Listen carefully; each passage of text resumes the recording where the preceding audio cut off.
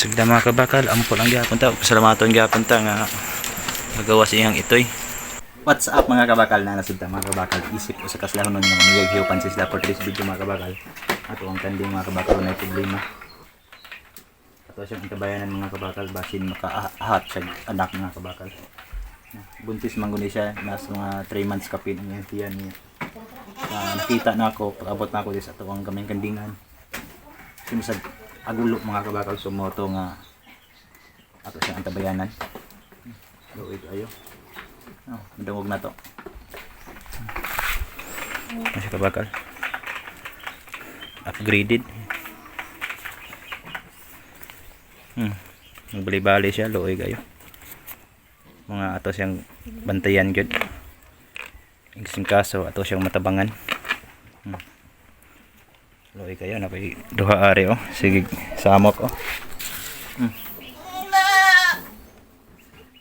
Ay do ka buok sa oh. Video. Hindi ka ba lang makita na tuloy kayo na. Sumoto nga ato siyang bantayan. Sa ato ang matabangan. Ipigod-do rin mo sa oh. Muna siya kabakal oh. Nakuhaan yun itong gatasan mga kabakal. Itong may problema sa iyang lawas. Itong naging adlaw mga kabakal. Ito mga kabakal oh. Luoy kayo. Dukabo. Nakuhaan siya. Muna kita sana mga kabakal oh. Puti-puti. Status niya wa siya balhibo. 3 months kapin na iyang itoy. Kuhaan gud siya.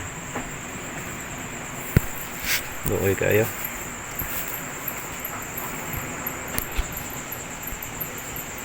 Sugda mga kabakal, ampo lang gyapon ta. Pasalamaton gyapon ta nga nagawa siyang itoy.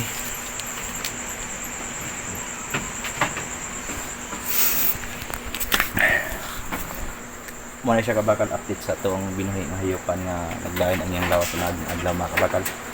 Ayaw sa kalimot mga kabakal share sa itong video para ma-share sa natin sa uban. Nga din nalita ko ito mga kabakal ang iyong lingkod nga nagbarog kabakal bossing to see you to my next video.